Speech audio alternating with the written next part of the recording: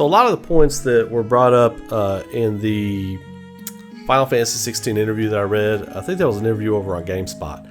A lot of the details and points that came up, there were a lot of them. There was a lot to take away from that, and not only that, but there are other things that have come out from the interview that we didn't talk about because it wasn't directly related to that interview that I just read. So I want to talk about some of those. I've compiled some of those items, and we're going to get in depth on those real quick, and I think it's going to be an interesting conversation around this game as we get closer to its launch. But before we do that, subscribe to the channel, throw a like on the video, and consider becoming a YouTube or Patreon member so you get new exclusives, art sent to you every month, all that kind of good stuff. So let's get right into it now.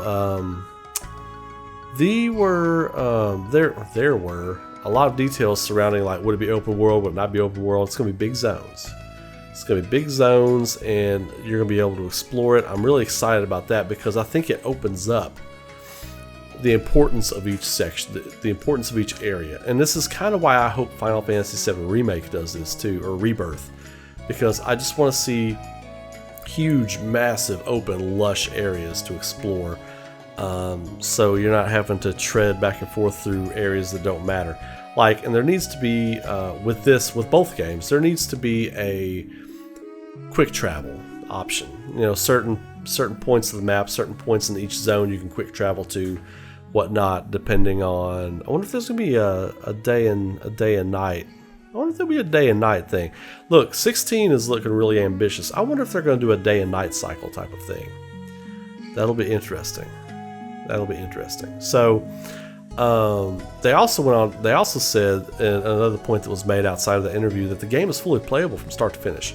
They are currently doing multi-language voiceover. They're fine-tuning the game, and they're debugging the game. That's probably part of the polish they were talking about. That they're continually polishing this game. Debug to your heart's content. Debug until you can debug no more. Then go back and look for more bugs. I don't want any stutter. I don't want any choppiness from this game when it comes out. I want to sit down, enjoy it, start to finish, and not have any kind of issues with it. So I'm so happy that they are really fine-tuning this game. Another point that was made is like that you're going to be able to jump straight from cutscenes into real-time battles and back and forth again without any load times because of the power of the PlayStation 5. That's something I've been wanting for a long time. Like, for companies to be able to utilize this thing, you go straight from like a cutscene, a fully realized and directed cutscene, and then boom, straight into like real-time gameplay. I hope we start to see a lot more of that, and apparently we're going to get that with this game.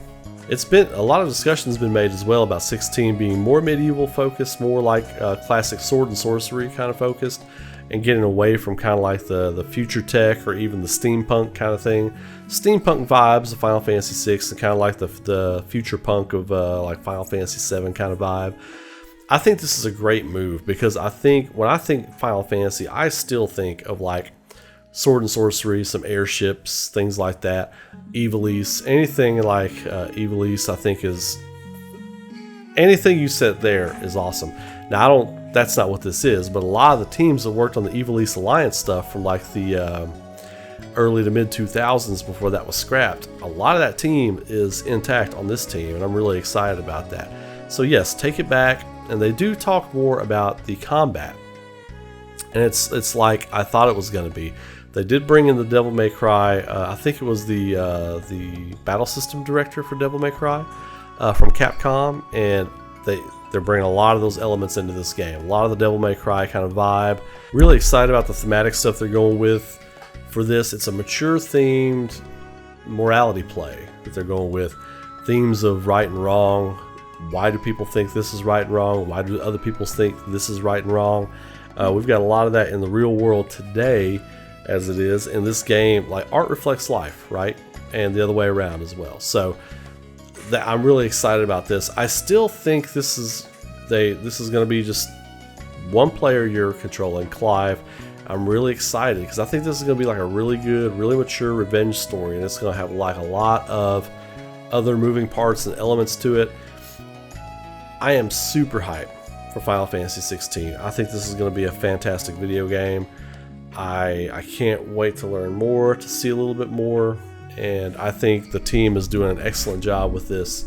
So it's going to be very interesting. It's going to be very interesting. So I'm going to leave it at that on this one. So again, subscribe to the channel, throw a like on the video, and consider becoming a YouTube or Patreon member. And like always, y'all have a great day. Be safe, be good to each other. Keep rocking. Keep the conversation going in the comments below too. Let me know what you all think we are going to get when this game drops. Until then, y'all have a great night. Take care.